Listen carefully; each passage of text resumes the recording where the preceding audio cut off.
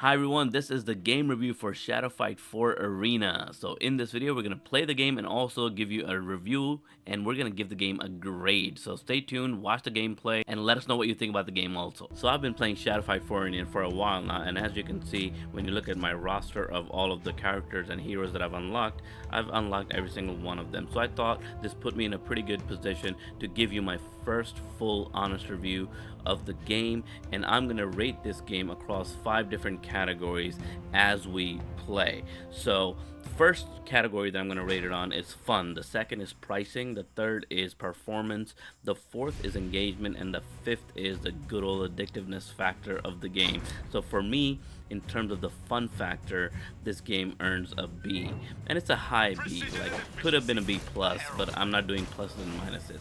So it's a high B because it is a lot of fun. The characters are cool. Each character has their own little story, little lore, which is very nice. The moves are very unique for every character, which I really like. I didn't like that about Zuba, for example. A lot of times the character moves ended up being very similar to the other characters. In this game, that is not the case. There are definitely differences between characters, and every character plays different, feels different, and no character is, or so far anyway, no character feels like they're super overpowered and you can't really do much. I have heard some complaints from other people about that who play this game, but for me, it has not been a real issue. Like, sometimes I guess I could say or complain about an overpowered character, but really not. For example, June in the beginning it felt like she was too strong, but I think it's because we didn't know how to tackle her and how to play to her weaknesses, and a lot of us couldn't beat June.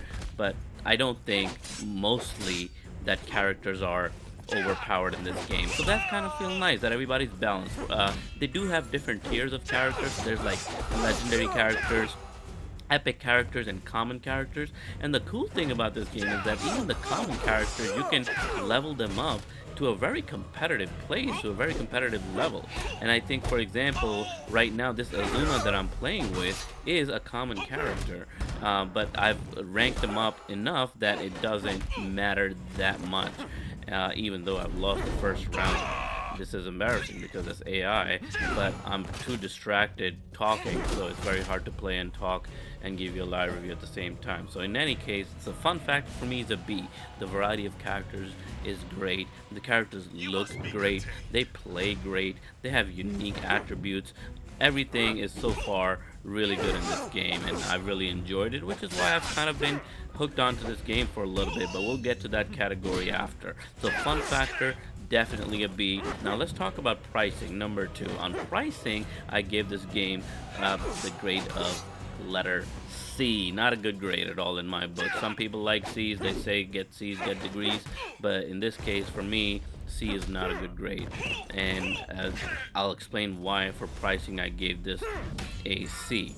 One reason is this is a pay-to-win game, and if it's a pay-to-win game, then it can't get a B or an A in my book. It has to be a C, because there's one thing to charge for a game, and there's another thing to make it pay-to-win. So I want to explain what my difference there is. So when I say pay-to-win, I'm saying that they are offering things, gems, items, and stuff in the game that gives people an advantage and makes it easy for you to win the game. That's pay to win. So that means that if you have a lot of money and you can spend a lot of money, then you'll keep winning as long as you keep paying the money and keep buying the new items or keep leveling up your characters faster than everybody else. That's pay to win.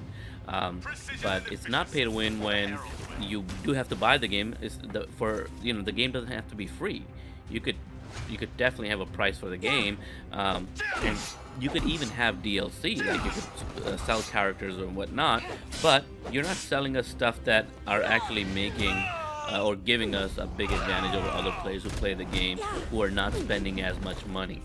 So there's like a level playing field regardless of how much money you are spending or not spending. It's not like a blatant money grab, which is what I like about this game.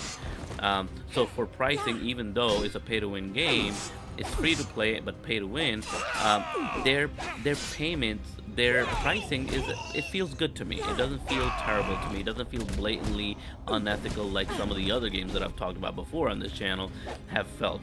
That I've since stopped playing because of my problems with their business practices and how they were charging, just coming up with new characters all the time, coming up with new items all the time, giving people advantage all the time. That was very, very annoying. But this game is not like that. It's not that bad in this game. You can buy any character at any point for like $25. Now, I don't know if they have adaptive pricing also, but like every character, depending on their level, so there's epics, legendaries, and commons, you can get at any point, or you can wait for chests to come out, or you can wait for their sale. So let's look at the store real quick while we're talking about the pricing, right? So these are my current deals right now, and you'll see the pricing is not crazy. Like, this is, I think it's fine. You know, even though it's a pay-to-win game, the stuff that they're selling is not overly priced in my view. Obviously, you know, it's worse than free, but it's not terrible. You don't have to spend $100, for example, to buy a character like in some of the other games, or $50 to buy a skin or something like that. See, here you're getting for $6, you're getting a few coins, you're getting some shards, character cards, and so there's a little bit of upgrading, and this is only 20%. Some of the best sales I've gotten are like for 20 bucks with like 20,000 coins, and a weapon set or something like that. So the other reason why this is a pay-to-win game, or proof for how this is a pay-to-win game, is that you can buy you know, different kinds of weapons that do more or less damage. So let's look at, for example, some of the weapons of Azuma right now that I was playing with. So when I go to customize and I go to my weapons, there are a bunch of weapons that I haven't unlocked. But if you went with a common weapon, this weapon gives you a 5% attack boost. This weapon is also 5%, 5%. This weapon all of a sudden changes its features, and now we're getting 3% shield boost, 7% dark energy boost, and here I have a 5% attack boost and a 10% shield boost. This weapon I bought. This is an epic grade weapon because of the purple background, but you know, that's how it's a pay to win. So a normal person who's not spending a lot of money is less likely to get, very low likelihood that they would get or unlock this special weapon. And if I kept going, there's weapons that are even better than that. Right, this one for example, 15% attack boost. Are you serious? So overall, for the pricing category, I'm gonna give this game a C, because there's still quite a lot of stuff that you have to buy to stay relevant in the game and to keep up and to actually start winning battles. Which brings me to the next category, and that category is performance. In the performance category, I gave this game a C, a fat old C. Not a good performance rating at all. And in performance, I'm talking about a few different things. One, how stable the game is, like does it crash, are there glitches and stuff like that. And I'm also talking about like matchmaking and things of that nature. So overall, how does it perform, and then overall game mechanics as well, like do the controls work properly, is there any issues with the gameplay, etc. So overall performance of the game is not that great, I have to say. I mean, yes, it's playable and most of the time it's fine, but let me just start with the main issue, which to me is the crashing. And this is not the crashing that you might think. This is not about like, oh, the game just stops working or throws out or closes out the app. No, that's not what I'm talking about. For me, this is when somebody experiences some kind of a internet connection issue, and that happens a lot in this game. So we got people mid-game pausing the game, and yes, you could do that, but you can't do that forever. Like, the game will give you a loss if you do that for too long, right? So pause is an option, but a lot of times it's not the person who did it, because it happens during the middle of a round. So while you're like in the middle of your combo, your moves or whatever, it'll, you know, pause the game, and all of a sudden it'll pop up a message saying something about, oh, the internet or the connection might be an issue, or the person has paused the game, something like that. Now that would have been fine. It's annoying, but it still would have been fine, except you get punished for it. So that's like my main issue. And how do you get punished for it? You either get a victory or a loss. So if the game determines that it was you whose connection was, terrible, then it's gonna go ahead and give you the loss if it doesn't come back on. If the person doesn't come back on for too long, it'll just give you a loss.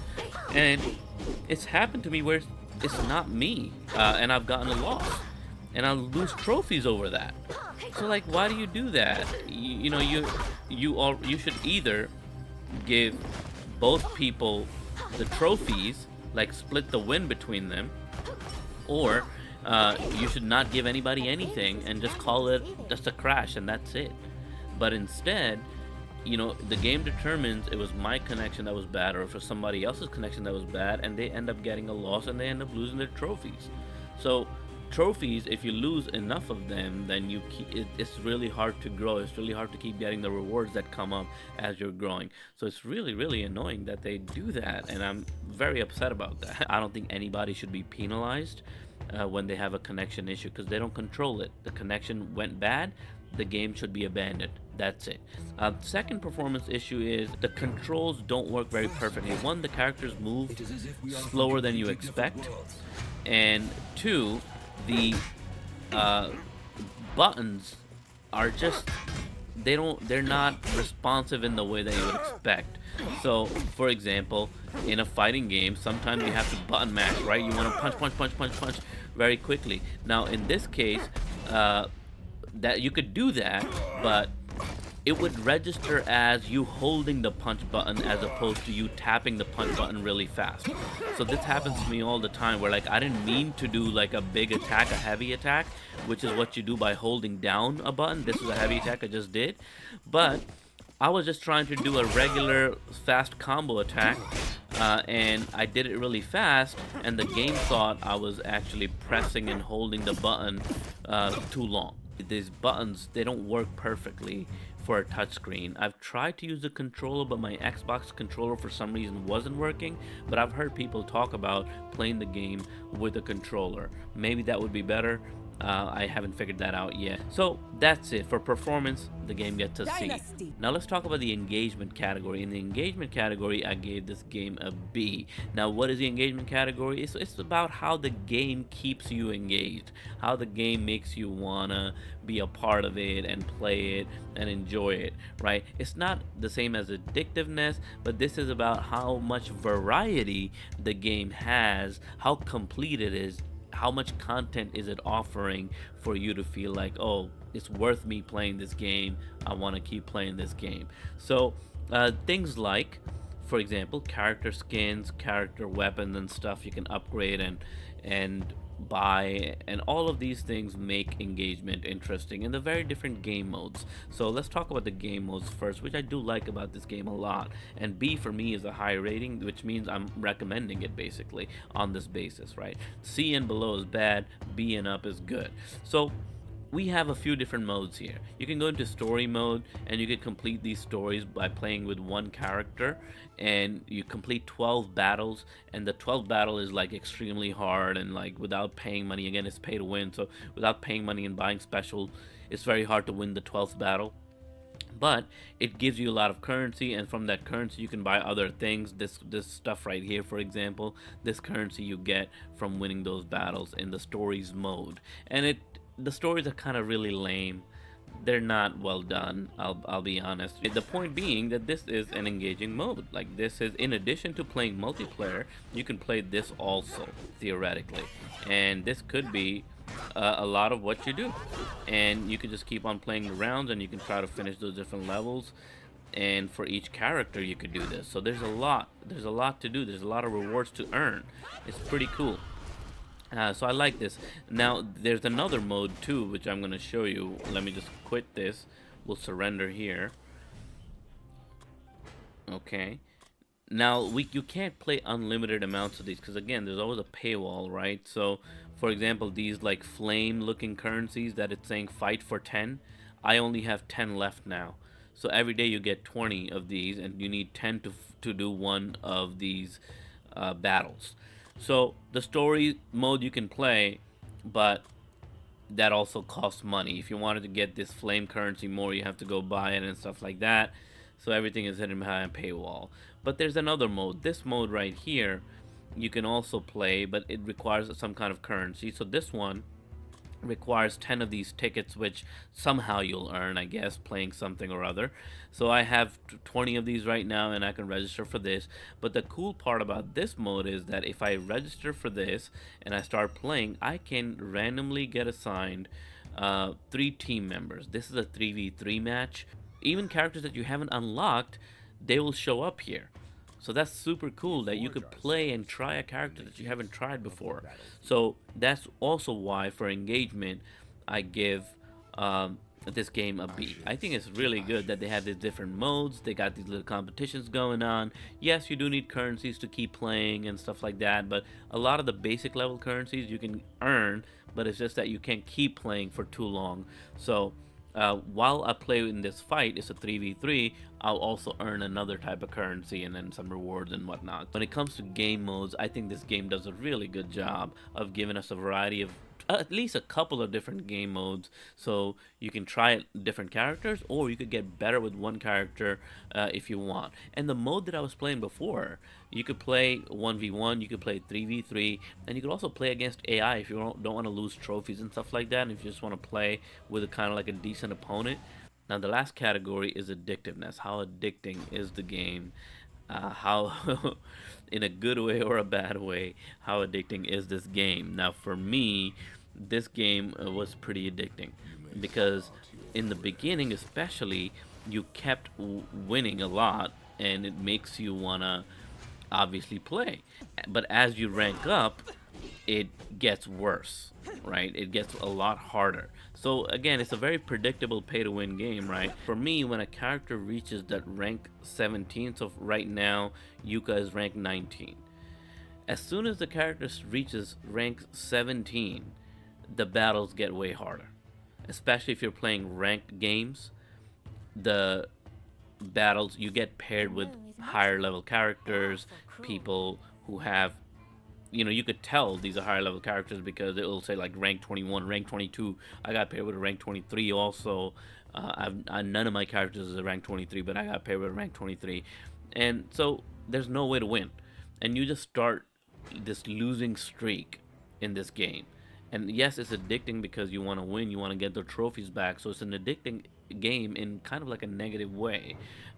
So there's two kinds of addictions, right? There's like this addiction where you're saying, I want to go play that game. It's so much fun. I had a great time. I want to see what my character is up to. I want to unlock new things and this and that. There's that kind of addiction. But then this addiction is more like performance addiction. It's like I want to go earn my trophies back that I lost before. I haven't touched this person once. Finally, jeez. But anyway, so I found that this game was kind of like addicting in a negative way, and I didn't appreciate that very much. It was getting to a place where it's like you're just losing all the time. And like I said, after for me, after rank 17, every character starts to lose, and they don't pair you up with anything balanced, and that's not fun at all. But besides the fun, the game still makes you want to play it. And, there's all these different characters that you want to get. There's all these different styles of play that you can use. And there's definitely skill involved in this game. So it's not just pay to win. It's also skill. Got it. Alright. So addictiveness, a B. Only because it's definitely very addicting, but it's also addicting in a bad way. This game definitely gives you a lot of rage and you want to keep playing because you lose trophies and stuff, and sometimes you lose trophy when you don't even control anything. Oh no, I almost had that. Yes, got her though. But overall, for addictiveness, I give it a B because although it's very addicting, it makes you want to play again. It's got some negative elements to its addictive nature that I don't think are healthy, so I could not recommend. So now we've played a lot, we've talked a lot, now we're down to the final verdict. For the final verdict, I have to give this game a B. For me, the two big negatives are the performance issues with the internet and the matchmaking, the controller issue, and the pricing, the pay-to-win nature of it. If you're a pay-to-win game, I cannot give you anything higher than a B, because to me that just indicates you're not a complete game. You're not giving the user everything that they need to play the game fairly with everyone else after the first purchase. Now, I wish they had a DLC kind of a model. I wish they had a model where like they sold the game, but if the game was, let's say, $15-20 to begin with, and you paid that price and you just unlock characters through playing at a fair pace, then that would have been much better, much preferable to me. I would pay for the game one time, and then they could have added DLCs like all the other games have been doing lately when you play on console. Like they put 2 or 3 characters together, sell it as a package for like $35, $25. And if people want to buy those characters, they can buy those characters. Don't make those characters extra powerful. Don't make those characters come with special weapons that are going to give them extra damage and whatnot. Just make regular characters that people can buy. They're just different and fully fleshed out, kind of like how Nintendo Switch does theirs, right? They put together a package and they sell you 4 or 5 DLC characters at a time. That's cool. Do it like that. That way it feels reasonable, it feels complete, it feels fair, most importantly. Now, for that reason, I can't give this game anything higher than a B, and that's why, even though I recommend you play this game, you have to know that it's a pay-to-win game. Peace.